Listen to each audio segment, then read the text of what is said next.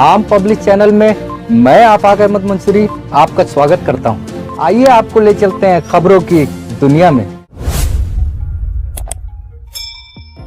कांग्रेस नेता राहुल गांधी इन दिनों जनता के बीच सक्रिय हैं।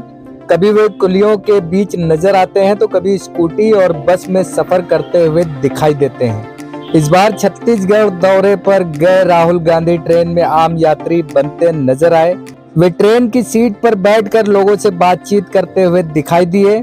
इस साल छत्तीसगढ़ में विधानसभा चुनाव होने हैं। इससे पहले वे जनता की नब्ज टटोलते हुए नजर आए।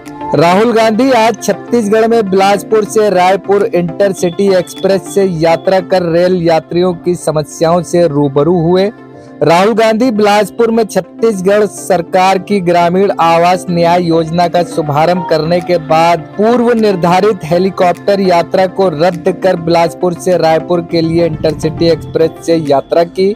उन्होंने स्लीपर क्लास में यात्रा कर आम रेल यात्रियों से उनकी सीटों पर जाकर मुलाकात की और उनसे रेल यात्रा की मुश्किलों की जानकारी ली। रेल यात्रियों के साथ उन्होंने आत्मीयता से बात की और लोगों ने भी उन्हें रेल यात्रा की मुश्किलों के बारे में खुलकर जानकारी दी। उन्होंने यात्रा कर रहे छात्र छात्राओं से भी मुलाकात कर उनसे बातचीत की। एक छात्रा की कॉपी पर उन्होंने चित्र बनाने की कोशिश की।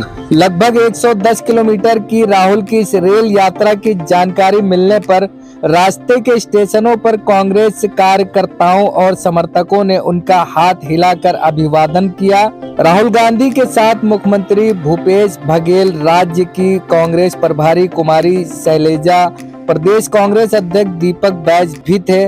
राहुल गांधी के रायपुर स्टेशन पर पहुंचने की खबर पर बहुत बड़ी संख्या में लोग रेलवे स्टेशन पर पहुंच गए। इसके कारण राहुल गांधी को वाहन तक ले जाने में सुरक्षा कर्मियों को काफी मशक्कत करनी पड़ी। अगर आपने हमारे चैनल को सब्सक्राइब नहीं किया है तो आम पब्लिक चैनल को सब्सक्राइब कीजिए और हाँ, बेल आइकन जरूर दबाइए।